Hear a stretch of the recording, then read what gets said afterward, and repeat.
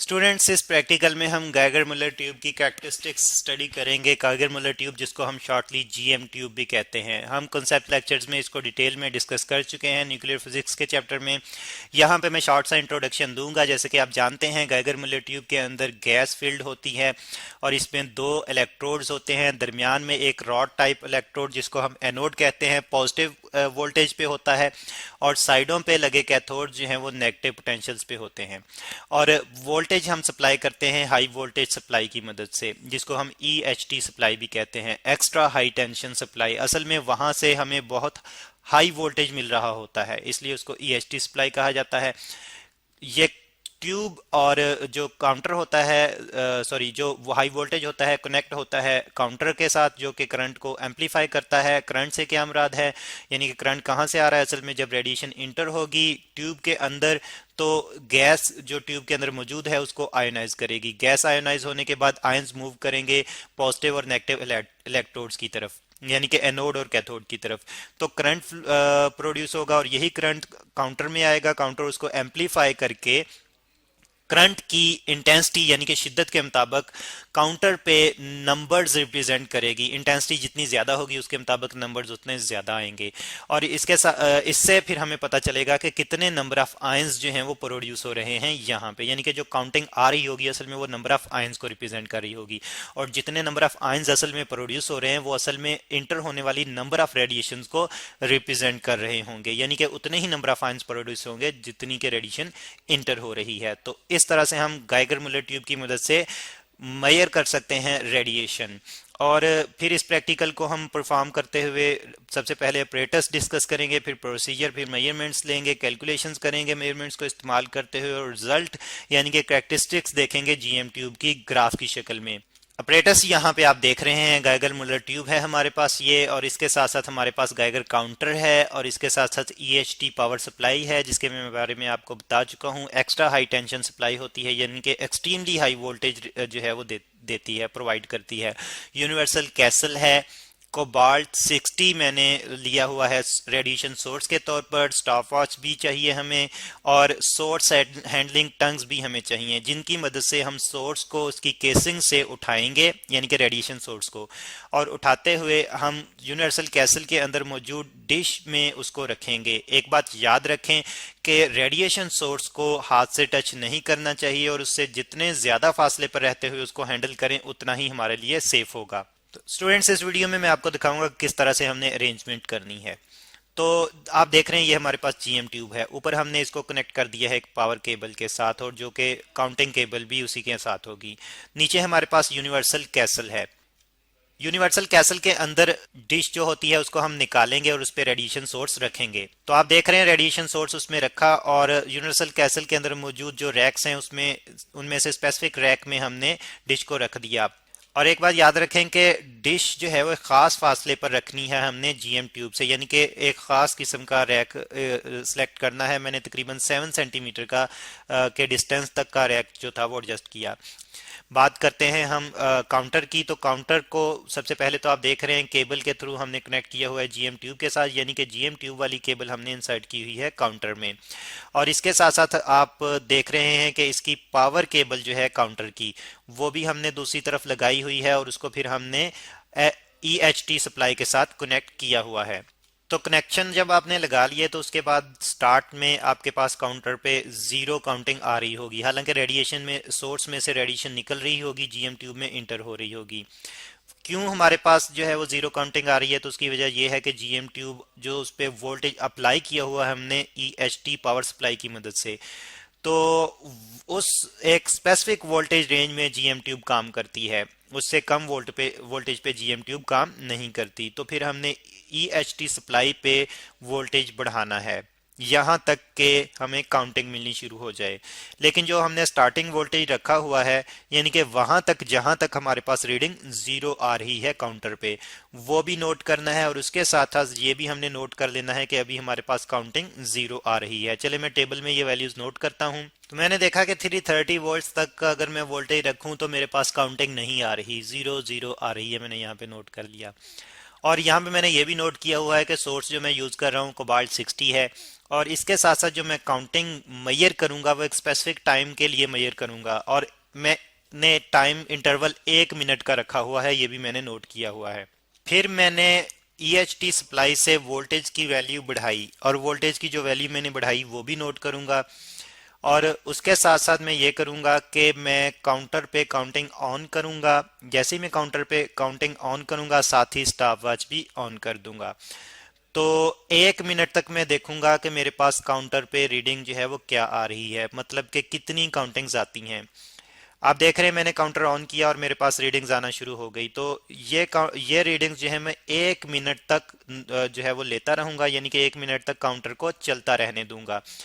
और फिर 1 मिनट पूरा होते ही स्टॉप वॉच भी ऑफ करूंगा और काउंटर को भी जो है वो ऑफ कर दूंगा और पॉज कर दूंगा, और देखूंगा कि काउंटर पे मेरे पास काउंटिंग कितनी आई हैं। तो काउंटर पे जो काउंटिंग आई, नंबर ऑफ काउंटिंग्स आई, वो भी नोट करूंगा। जो मैंने वोल्टेज EHT सप्लाई पे एडजस्ट किया था वो भी नोट करूंगा।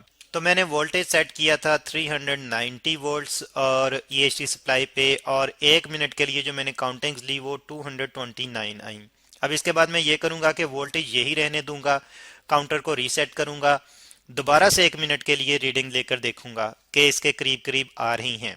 दूसरी दफ़ा भी मैंने उसी वोल्टेज के लिए 1 मिनट तक रेडिएशन रीडिंग लेकर देखी, तो वो भी मेरे पास तकरीबन राउंड अबाउट ही आ रही है पहली रीडिंग के। दोनों रीडिंग्स को एडअप करते हुए मैं 2 पे डिवाइड करते हुए मीन फाइंड आउट करूंगा। तो मीन मेरे पास स्टूडेंट्स आ रहा है 230, और मैंने यहाँ पे नोट कर लिया है। अब इसके बाद ये जो मीन वैल्यू मेरे पास आई है काउंटिंग की, इसको मैं डिवाइड करूंगा टाइम इंटरवल पर, जो कि 1 मिनट का है।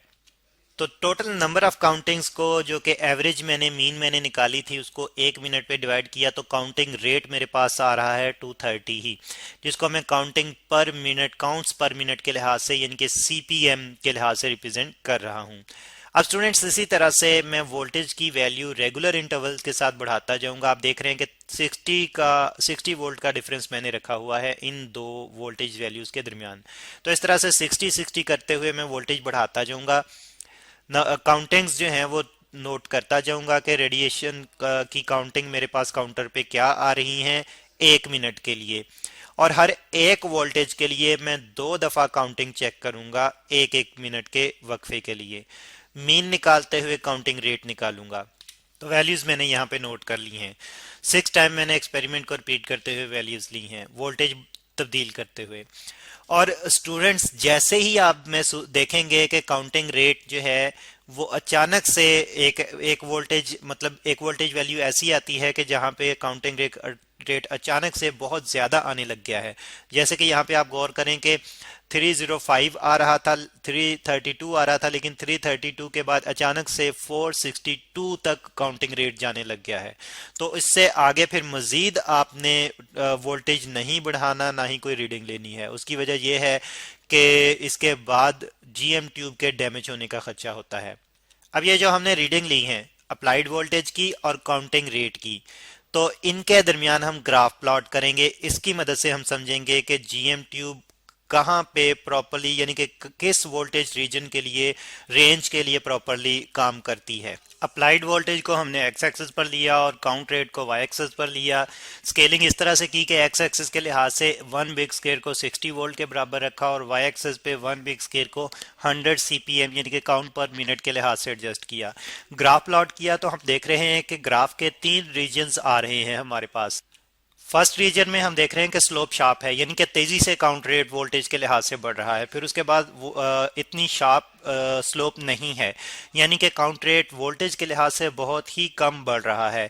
फिर थर्ड में फिर यही केस है कि काउंट रेट वोल्टेज के लिहाज से बहुत तेजी से बढ़ रहा है, यानी कि स्लोप फिर बहुत शार्प है। तो इन रीजन्स को हम फिर डिस्कस करेंगे, जिसके मुताबिक हम देखेंगे कि GM ट्यूब की कैरेक्टरिस्टिक्स क्या हैं। तीन रीजन्स में डिवाइड करने के लिए मैंने यहाँ पे कुछ डॉटेड लाइंस लगाई हैं। पहले मैंने ये पहले वाला रीजन लग कर लिया और बी पॉइंट तक मैंने एक डॉटेड लाइन लगाई वर्टिकली जो वोल्टेज को टच कर रही है पॉइंट ए पर, वोल्टेज एक्सिस को। और फिर इसी तरह से मैंने बी से सी तक इस रीजन दरमियान वाले रीजन को सेपरेट करने के लिए पॉइंट सी से वर्टिकली लाइन लगाई नीचे जो कि वोल्टेज एक्सिस को ई पॉइंट पे टच कर रही है। और फिर बी से डी तक यानी कि बी से एक लाइन लगाई जो सी ई लाइन को बिल्कुल वर्टिकली यानी कि 90 डिग्री पे पॉइंट डी पे क्रॉस कर रही है। पहले रीजन की अगर हम बात करें तो हम देखते हैं कि ओ से ए तक जो जीएम ट्यूब है वो ऑपरेटिंग रीजन में आती है, यानी कि काउंट रेट देना शुरू करती है एक स्पेसिफिक वोल्टेज पे पहुंचते हुए। उससे पहले वो जीरो काउंट रेट दे रही है। तो ओ ए तक जो हम वोल्टेज देखते हैं यानी कि वो वोल्टेज जहां पे जीएम ट्यूब ऑपरेट करना शुरू करती है, काउंट रेट शो करना शुरू करती है, वैल्यू जब हमने देखी तो वो 390 वोल्ट्स आ रही है और इसको हम जीएम थ्रेशोल्ड वोल्टेज कहते हैं। अब वोल्टेज की वो रेंज जिसमें जीएम ट्यूब जो है वो प्रॉपरली काम करती है यानी कि काउंट रेट नॉर्मली शो करती है वोल्टेज के लिहाज से, तो उसको हम प्लेटू लेंथ कहते हैं। हम देख रहे हैं कि वो लेंथ ए से ई तक बनती है। तो ए पे वोल्टेज हमारे पास 390 है, ई पे 750 है, 750 में से 390 माइनस करेंगे तो हमारे पास 180 वोल्ट्स प्लेटू लेंथ आती है, यानी कि वोल्टेज की वो रेंज जिसके लिए जीएम ट्यूब जो है वो प्रॉपरली वर्क कर रही है। फिर हम देख रहे हैं कि इस रीजन में जिसमें जीएम ट्यूब प्रॉपरली काम कर रही है ये भी एक स्ट्रेट लाइन नहीं बल्कि स्लोप है, यानी कि इसकी भी वैल्यू वोल्टेज के लिहाज से काउंट रेट बढ़ रहा है। तो हम उसकी स्लोप प्लेटू स्लोप मेजर करके देखेंगे। प्लेटू स्लोप मेजर करने के लिए D C divide by B D हमें फाइंड आउट करना पड़ेगा। तो बी डी ए ई के बराबर है, ए ई की वैल्यू हम पहले से नोट कर चुके हैं। और फिर इसके मुताबिक अगर हमने डीसी मेजर करना है तो सी पे जो काउंट रेट आ रहा है जो कि है 332 और उसको माइनस करेंगे डी पे आने वाले काउंट रेट पे जो कि है 230 और डिवाइड करेंगे एई की वैल्यू से, तो हमारे पास प्लेटू स्लोप आती है 0.57 सीपीएम पर वोल्ट। फिर हम प्लेटो स्लोप कैरेक्टरिस्टिक देखेंगे यानी कि परसेंटेज रिलेटिव प्लेटो स्लोप जिसको हम कह सकते हैं। तो DC ओवर ए यानी कि जो हमारे पास प्लेटू स्लोप आई है उसको मल्टीप्लाई करेंगे 100 ओवर ए बी से। ए बी लेंथ जो है वो काउंट रेट है ए से बी तक का। तो वैल्यूज जब मैंने पुट की तो मेरे पास जो रिलेटिव प्लेटू स्लोप आ रही है परसेंटेज में वो 0.25% पर वोल्ट्स है। इसका मतलब है कि हर एक वोल्ट के लिहाज से जो प्लेटू की स्लोप बढ़ती है वो सिर्फ 0.25% बढ़ती है। तो ये वो रीजन है जहां पे जीएम ट्यूब प्रॉपरली काम करती है। सी पॉइंट से अब अगला रीजन जो है उसमें यह होता है कि नंबर ऑफ आयंस बहुत ही ज़्यादा बन जाते हैं जिसकी वजह से जीएम ट्यूब के डैमेज होने का खदशा होता है, इसलिए हम सी से ऊपर किसी वोल्टेज पे ऑपरेट नहीं करवाते जीएम ट्यूब को। तो स्टूडेंट्स ये हैं जीएम ट्यूब की कैरेक्टरिस्टिक्स।